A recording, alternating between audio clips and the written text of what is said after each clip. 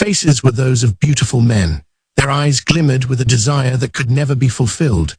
Their names were Evil Lord Wrath, Evil Lord Envy, and Evil Lord Greed.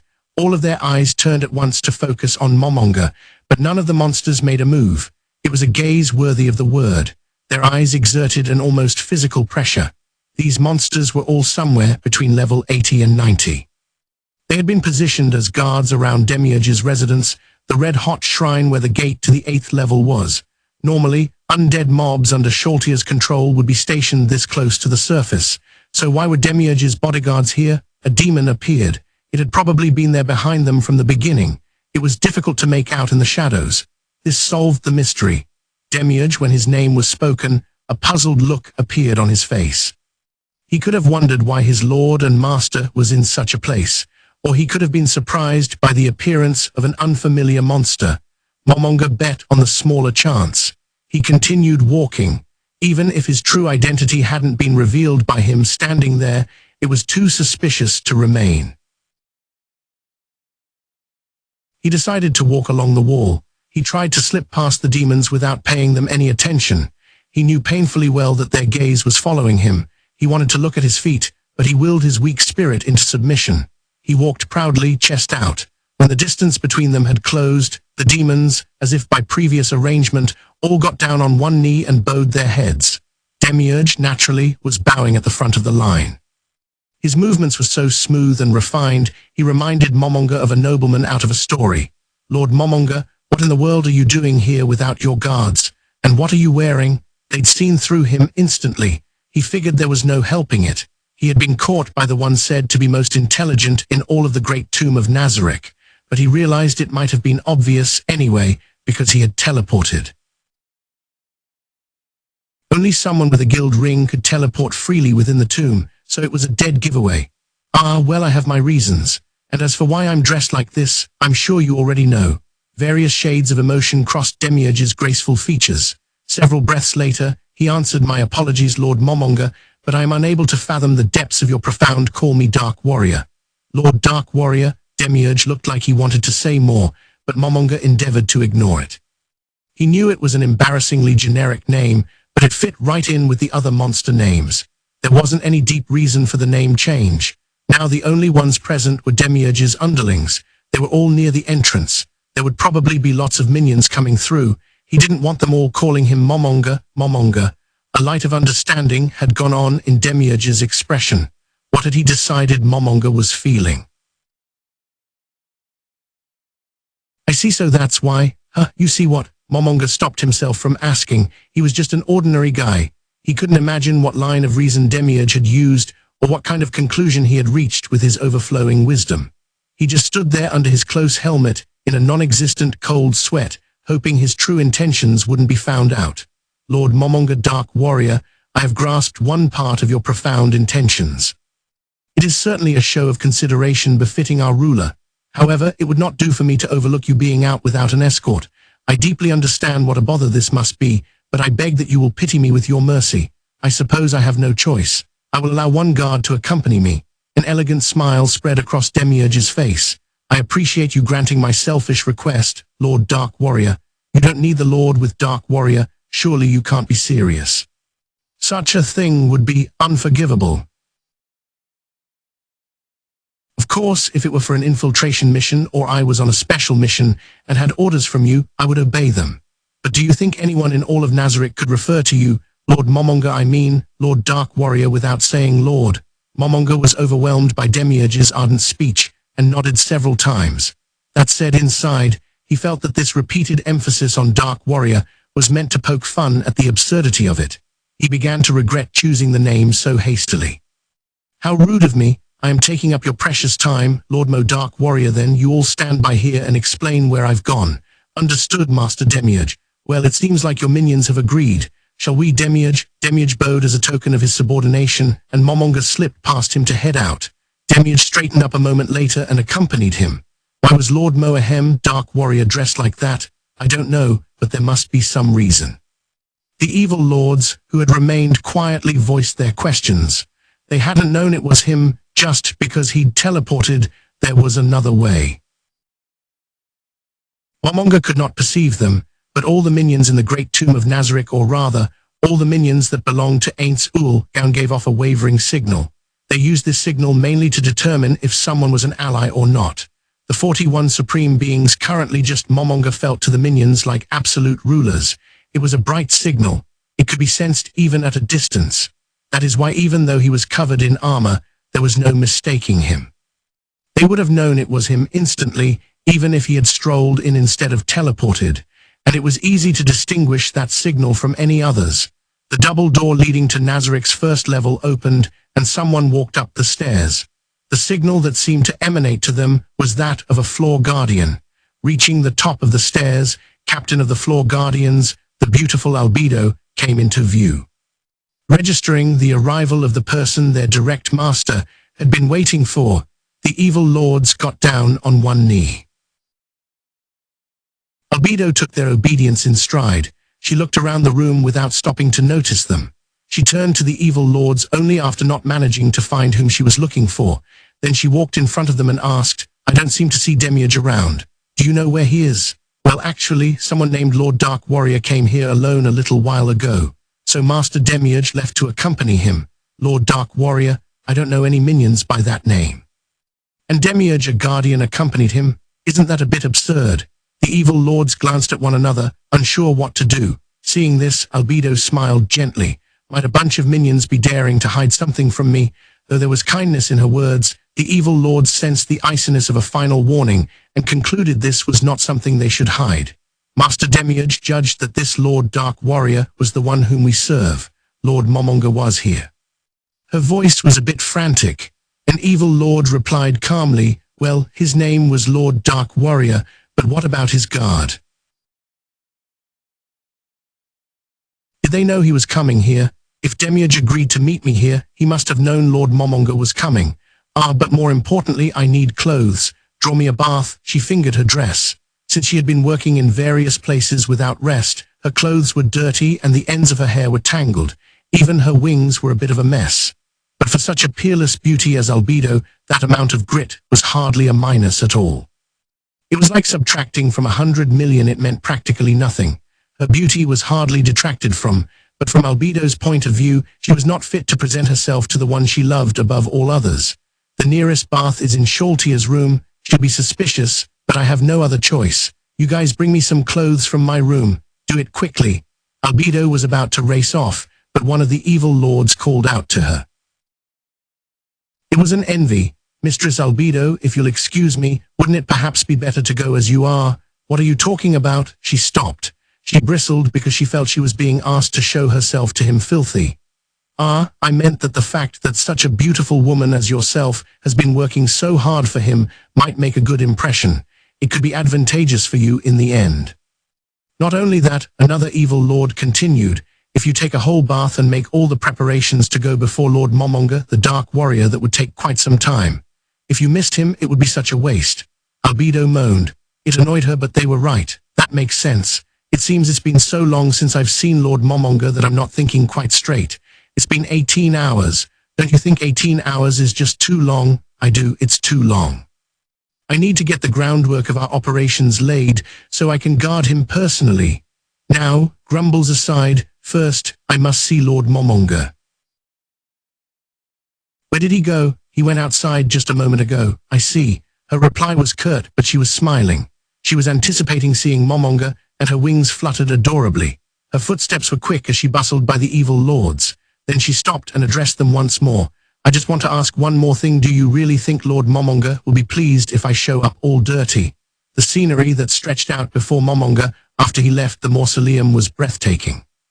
The part of the great tomb of Nazarick that was above ground took up more than 2,000 square feet. It was protected by a thick wall 20 feet high, which had two entrances, the main gate and the rear gate. The graveyard's undergrowth was trimmed short, creating a refreshing atmosphere. However, a large tree cast gloomy shadows here and there with its drooping branches. Countless white gravestones formed disorderly rows. The neatly trimmed undergrowth and disorderly gravestones combined to create a severe discord. Statues of angels and goddesses, made with notable artistic merit, were scattered about. This warped the chaotic design to a brow-furrowing level. There were fairly large mausoleums in each of the cardinal directions. There was also a huge one in the center of the graveyard.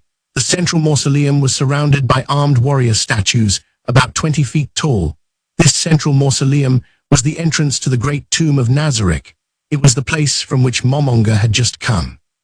Standing at the top of the broad white staircase, he silently looked out at the world.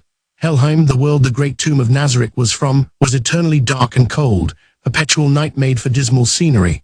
The heavens were covered by thick, dark clouds, but here it was different. Here there was a stunning night sky. Gazing up at the stars, he sighed in amazement. He shook his head several times as if he couldn't believe it. Wow, he said, even for a fantasy world, this is beautiful. This beautiful sky is proof that the air isn't polluted here. Probably no need for heart-lung machines in this world. He'd never in his life seen such a clear night sky. Momonga was about to cast a spell, but he realized his armor was in the way. Some magic users had a skill that let them cast spells in armor, but he hadn't learned it. So his heavy armor would impede his magic. Just because he'd created the armor with magic didn't mean it came with amazing bonuses. There were only 5 spells he could use under these conditions. Unfortunately, the spell he wanted to use was not among them. Momonga put his hand into space and took out an item. It was a necklace with a bird wing charm. He put it around his neck and focused his consciousness there. Then the one spell it contained was unleashed. Fly, freed from the yoke of gravity, Momonga glided lightly into the air. He went to ascend, increasing his speed as he flew. Demiurge rushed to follow, but Momonga didn't pay him any mind. He just kept flying straight up. How far up am I? Momonga's body slowed to a halt. He practically tore his helmet off. When he looked at the world below, he said nothing. No, he was unable to say anything. The night sky banished the earth's darkness with its pale light. Each time the wind made the grass sway, it was like the world was sparkling. The stars and a great celestial body reminiscent of the moon shone in the heavens. Momonga sighed as he spoke. It's just stunning. No, a click-D word like stunning doesn't even begin to capture it. I wonder what Blue Planet would say if he could see this world that doesn't seem to have any air, water, or soil pollution. Momonga remembered his old friend. He had smiled self-consciously when he was called a romanticist at an offline gathering of guildmates. He was so kind a man who loved the night sky. No, what he loved was nature. Its vistas were mostly lost now due to pollution. He started playing Yggdrasil to experience scenery impossible to see anymore in the real world, and he'd worked hardest on the 6th level. The night sky there, in particular, was a realization of his ideal world. He always got so excited when talking about nature, really, a bit too excited. How nuts would he have gone seeing this world? How passionately would he have gushed to me, his low voice getting higher and higher, craving a dose of Blue Planet's wisdom for the first time in a while. Momonga looked to his side. Of course, no one was there. There was no way anyone would be there. Dimly feeling something akin to loneliness, Momonga heard the sound of flapping wings. Demiurge had transformed. Black wings, made of some kind of moist-looking membrane, had sprouted from his back. His face had turned from a human one into something vaguely frog-like. This was his half-demon form. Some grotesques had multiple forms. In Nazarick, for example, Sebas and Albedo had other forms too. Those types of grotesques took some trouble to make, but they were consistently popular because people enjoyed having multiple forms like a final boss. Many of them were set up, so they took penalties in human or half form, but received bonuses in their full grotesque form. Looking away from Demiurge, who now had an appearance quite befitting a demon, Momonga turned once again to the twinkling stars. He sighed in wonder and uttered some words, as if speaking to his friend who wasn't there.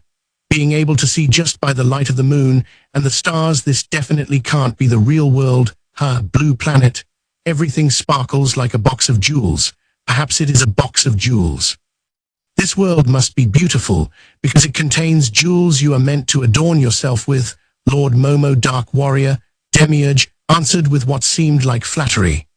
The sudden interruption made it feel like his memories of his friend were being trampled upon, and he grew irritated for a moment.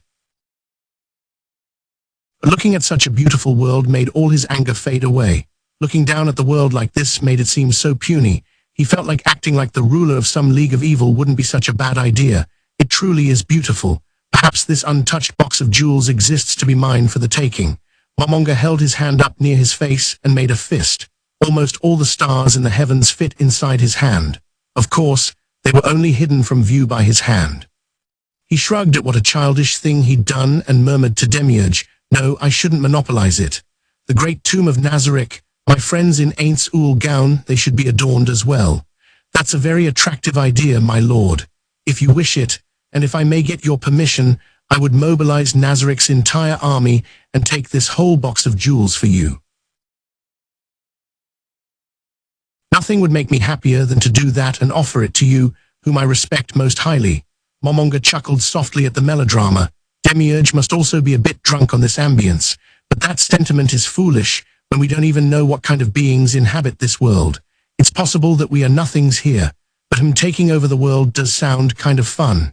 Taking over the world, I sound like the villain from a kid's TV show.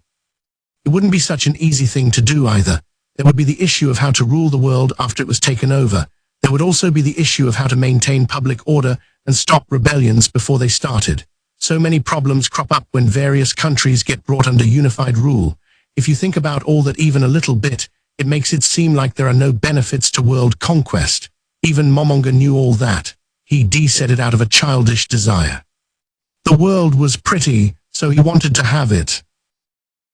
It also seemed like something the infamous guild master of Aints Ul Gown would do, and there was one last reason his tongue slipped.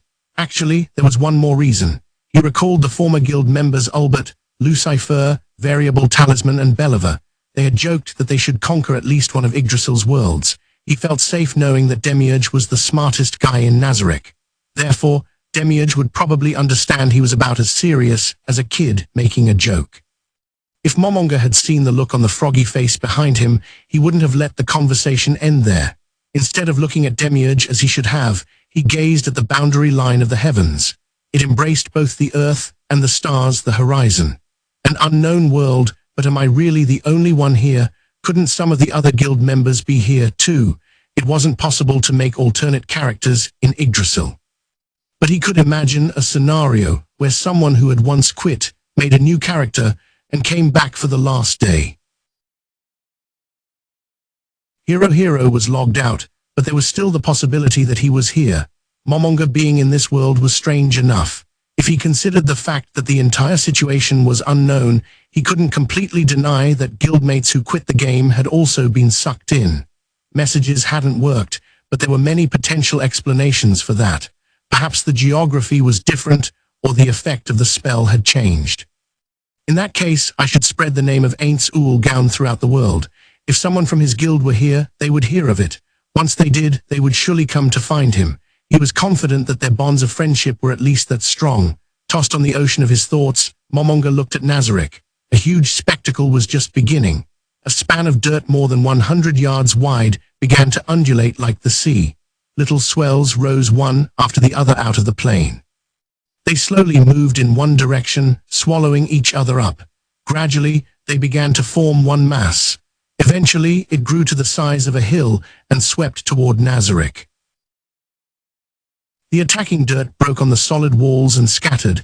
It was just like the spray of a tsunami. Earth Surge, he not only used a skill to expand its area of effect, he's using a class skill as well, Momonga whispered, impressed. There was only one person in Nazarick who could use magic like that. I'd expect nothing less of Mare. It seems like leaving the camouflage work up to him was the right choice. Indeed. Besides Mare's efforts, we are utilizing undead, golems, and other minions who do not experience fatigue to do some of the work, but unfortunately they are making little progress. When they move some earth, the land is left bald. We'll need to grow some plants in order to conceal it, which only makes more work for Mare. The walls of our castle are so vast, it makes sense it would take some time to cover them. The problem will be if we are discovered partway through. What precautions have we taken? An early warning network is already in place. We can now detect any sentient being that comes within about 3 miles instantly without their knowledge. Splendid. But are there minions in that network? Hearing Demiurge's affirmative, Momonga thought they should create another warning network without minions, just in case. I have an idea for that warning network, please use it. Understood. I'll include it after consulting with Albedo. By the way, Lord Dark Warrior that's enough, Demiurge. You can just call me Momonga. I see. Lord Momonga, may I inquire what your plans are? I'm thinking to go check up on Mayor since he's carrying out my orders so perfectly. I'd like to give him a reward, but I wonder what would be appropriate. A smile played across Demiurge's face, a kind-hearted one unbecoming to a demon. I think your talking to him will be plenty reward enough. My apologies. Something has come up. I won't be able to. You're forgiven.